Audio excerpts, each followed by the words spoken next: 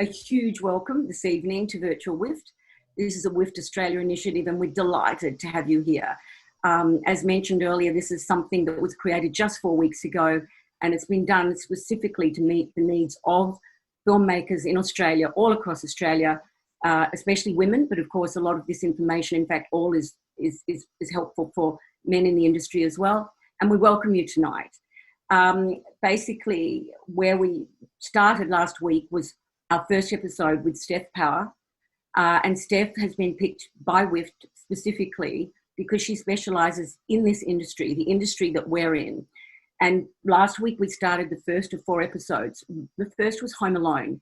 It was addressing where we all are. We're all home alone, whether that's home with children or family, we're home alone with our job. We're not on our set, we're not in our production office, we're not in our usual routine, and we need to work out how we're going to cope with this. So Home Alone last week addressed that. The notes from that, Steph has kindly given to us, and they're on the WIFT Australia site if you want to look at them in full force. But tonight she's also going to give us a recap on that with a few key points, and then she'll go into social forecasting, which is the second episode tonight. Now, before I throw to Steph, I want to tell you again why we picked her. So Steph is a 27-year veteran in the industry.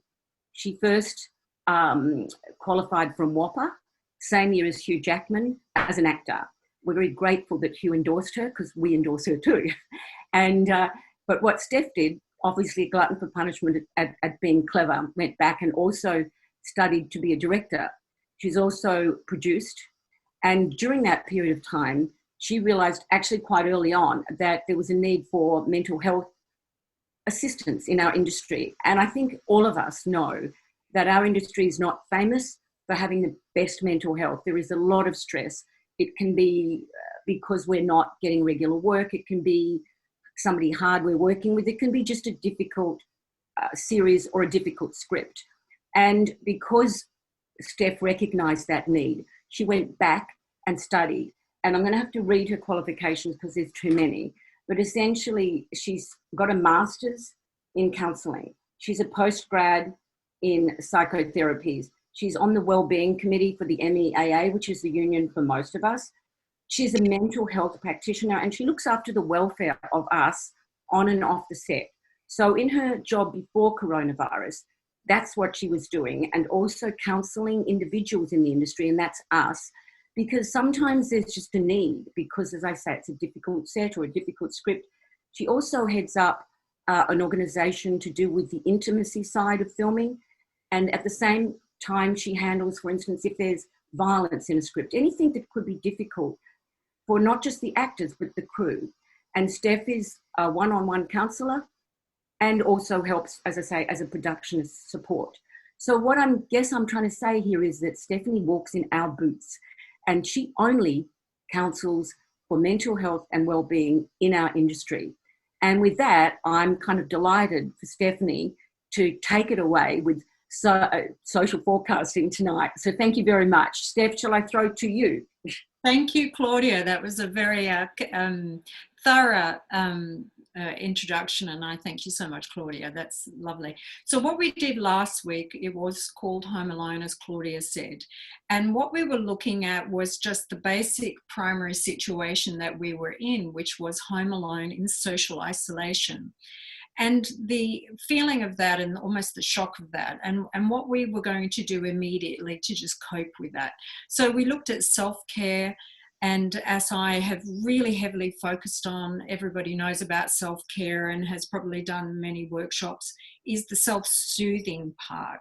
So making sure that we're actively engaging all our 5 senses, which we do interact with so much in the outside world. But when we come into the home, we're not so much. So making sure that those are still very active in a number of different ways, as much as we can. Staying connected is really important with family, staying connected with friends. So a little bit perturbed personally about the social isolation word, because it's so important for us to stay socially connected. So I prefer to use the word physical distance. that is much more important to use that. And then going on to adapting our workspace and adapting our home life. So we have a schedule and we have a routine and an idea of how to incorporate our working hours and our family hours and our self-time hours that we will need for our own self-care. And the reason why the routines are really important is because we could be in our pajamas at 3 o'clock, and you know, that's okay for a couple of days, but after a while you start feeling like, you know, your energy level goes, your motivation goes, your connection goes with other people. There's a whole pile of different factors that start happening. So it's really, really important to make sure that we actually do have our routine for our mental health. Another different thing that I really looked at was perspectives, how we're actually viewing things. You know, this is a temporary situation. And I think, you know, the more and more we're looking at what the government is saying now, and the numbers are, you know, in certain states, so we've not had any new cases, that we are starting to feel a little bit more confident in moving forwards at this time, and starting to now think, okay, we're going to come out of isolation in the near future, or probably going back to stage 2. And what are we going to do about production? So today is moving forward. The whole series is designed to keep us on a forward trajectory. So today is about social forecasting. And what that really is for us is, how are we going to move forward? What does that look like? What does that mean? And part of that is going to be starting to develop a new production plan and a new business model for a lot of us who are actually running our own film companies or development companies. So kind of looking at what we know and what we don't know, because I think a lot of our confidence moving forward is going to make sure that we're feeling very, very informed with what everybody is talking about out there, whether it's our fellow independent filmmakers or the main house productions, what SPA is talking about, what the various overseas markets, what information we're getting from them as to where they're at, and how we can interact with those markets. So those kinds of things are really important to make sure that we're looking at all the information and seeing how we can adapt, be flexible, stay open, use our creativity, and start problem solving as to how we can include that information into developing our own, and through with SPA, a risk aversion plan and new business model with how to move forward in COVID-19. So some of the things that I wanted to look at and discuss with you all today, and the areas were, you know, taking on board the medical restrictions that are currently in place, looking at risk plans for health, and also for me, mental health. So I've been approached to put together a mental health risk aversion plan going into production, because it's not just important to make sure that the medical side, that, you know, we've got all those kinds of factors of risk aversion are put in place, but we're also providing mental health plan for everybody, because part of going back into production with COVID-19 is that repatriation of cast and crew and workers, and making sure that everybody feels safe, they're confident about that they're not going to suffer from any anxiety, that they're not going to feel a sense of pressure of stress on them, particularly when you're looking at engaging performers. And as you know, performers are already in a very vulnerable position. They're already emotionally exposing themselves. So, you know, how are you going to go into certain drama contexts and work with performers and make sure that they feel comfortable and okay to kind of perform some of those scenes and engage in those form of intimacy and things with COVID-19. So it is definitely about creating that sense of confidence on set. The other things we're looking at is does that mean that new kind of staff are going to be involved? You know, on set, are we going to have viral officers coming and doing blood testing? We're really waiting for the blood testing to be very accessible right now for productions. For myself, I would probably be going in as a mental health welfare officer, going in and briefing cast and crew, and then making sure some guidelines were put in place, you know, kind of making sure I upskill the nurse and talk to the safety officer, and we're kind of on that line of the budget, you know, making sure everybody's safe as far as COVID-19 concerns and risks there. So all those things also start falling into planning. What do we need to do to plan? What are the logistical restrictions that we're stuck with? Remembering that those logistics are going to be quite time consuming. If you start thinking about what it is involved to have a cast and crew, it doesn't matter whether you're doing a small documentary or a big feature film, you're still going to have those logistical issues that are going to need to be put in place. And so starting to get your head around and reading up on what kind of areas they would be. Start bullet pointing down. Where would be the concerns? Where would be the restrictions that I would need to deal with within my production? Because for me right now, and for WIFT, and this is why they've got me on board, is to start having you all start thinking, okay, we have had our production stopped. We will be going back at some point, but we will not be going back as it was. There will be COVID concerns and restrictions going in for a while, for a long while. And how do we get around that? You know, how do we get around that? At the moment, like I said, we're still waiting on key issues like, you know, accessible blood testing and working with medical officers and people like myself to advise SPA on how that can be moving forward. So some of the logistical concerns will be travel, quarantining, and in quarantining, social distancing on set. And feel free, while I'm rattling these off, to take notes. We'll be looking at, will there be, you know, regular set wipe downs, you know, how we're going to kind of incorporate new, you know, thorough COVID-19 kind of health care in place for all the cast and crew. And that kind of also includes catering and, you know, those kind of unit will be playing a very, very big production, a very big part, within this process, the unit. So we're also going to go on to looking, and I know you will want to talk about that, is technologies, digital technologies, what you've got available. So we're now going into another area of discussion, and we will open it up and I'll talk to you about all that. So what you've got at hand, what can be used, what are you needing to almost upskill on yourself? What are you seeing is used out in the market? Where can you be creative and flexible? What are you willing to adapt to? What are you not willing to adapt to? And I think those big questions you need to start asking yourself that, because this really is about your own creative flexibility and your own ability to be open and start being more flexible with what your business model has been to date, so that it can start becoming fluid and flexible to the way that things are going to be changing with COVID-19.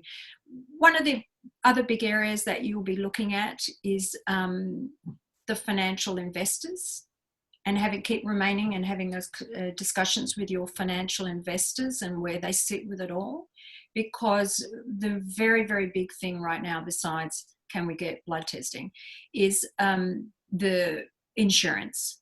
And I'm sure you've heard SPA talk about that.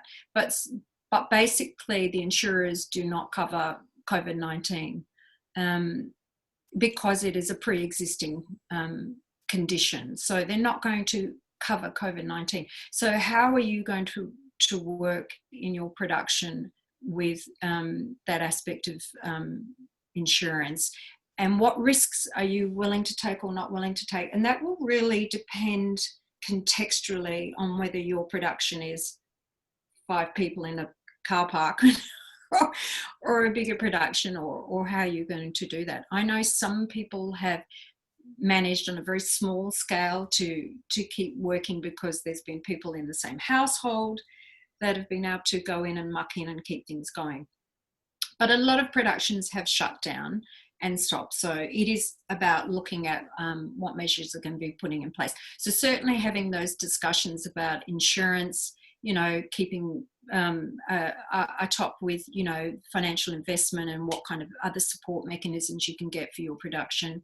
It really is going to start also opening the discussion for the legal department as well, on the legal side of things, because when you've got something like COVID-19, there's going to be a whole pile of new probably legal inserts going in, and particularly in contracts with performers, to make sure that those safety issues are put in place, and that, as I said, that their mental health is looked after, and that they have a mental health care plan for cast and crew through this, because it, you know, people will go back on set and might have a few days of going, yay, this is great, we're all back. But you can't discount the trauma and PTSD, what we call COVID-19 PTSD, and symptoms of that, where people are going to feel a lack of confidence or anxiety or nervousness. And as you know, everybody on set, you know, acts as though they're pretty tough, but it doesn't mean it's not there. So making sure that the health and safety plan is put in place, and that is absolutely thorough at this time. So kind of looking at those areas again of insurance and what would affect that. And obviously the insurers at the moment aren't covering COVID-19. So keeping abreast with what SPA and the discussions are being talked about with that. Looking at what might be inserted with in the legal contracts. You know, the question of who pays if you have to stop production. You know, making sure that that whole completion side, what risks you're willing to take. Are you willing to go without completion bonds? Are you not? All that kind of stuff. So what we're going to do now is have a kind of a big discussion on this. I think it's really, really important, because social forecasting is really about getting a team, which we are, putting our brains together, having a look at some of the areas that people are aware of, some of the areas that people are not aware of, looking at you know, what you know on a micro level, what you've read on a macro level of out there in the big marketplace. Kind of also too, the very interesting question and discussion I'm having at the moment is who is going to be in a better position right now? Is it the independent market, or is the main production house market? Who's actually going to be in a better position right now, and having a discussion about that. And, you know, also using your community, I think is really important. This is why coming together for WIFT is extremely important, because it is about leveraging our community and a market support with each other, and working together in teams, sharing information, giving each other support in any form of information that you have, and certainly any information that I gain along like today's episode and next week's episode from the connections that I have, I will be putting into the material, which will then be emailed to you all after this session. So these are kind of some of the areas that I'm looking at now, forecasting forward, what we know and what we don't know. So I'm going to go back to Claudia. And with all that in mind, and thinking about not rushing forward, we're really going to think about this, because next week we go into planning and action. But this week, it's going to be really about dissecting that information that everybody's heard and been told, and asking me any questions with regard to certainly the mental health and safety side of things going into production. So Claude, I'm going to pass it back to you, and feel free, ask away, ask some questions, because we are here in a problem-solving state now. We're going into trying to move forward and shift gears and go into being creative and problem-solving. So I'll go back to you, Claude. Okay, look, thanks, Steph. I mean, that information is so useful, and I speak as a producer, so hearing about all the needs that are going to be possibly ahead, you know, we hear a bit here and we hear a bit there, so having such a concise readout of information is really helpful to me, and probably other filmmakers who are working now at home, of course. But one question I want to ask, because I'm still at the home phase, so I've got used to, thanks to your talk last week, I've done everything that's been mentioned, from, you know, creating a great office and so on, and making my workspace really work for me, and it really is, which is fantastic. But I'm lucky because 50% of the time I do spend in my home office. It's just the other 50% I had to get sorted. So what I want to say is, for those of us who've accepted working from home, we know we're going to be on set sometime or back in the production office, but how should we increase sort of our resilience and our coping with what we can see is going to happen but isn't happening right now? So emotionally, mental health speaking wise, what would your advice be to keep that resilience kind of strong as we motor through what's, you know, a month or two more or more of this, you know? We do.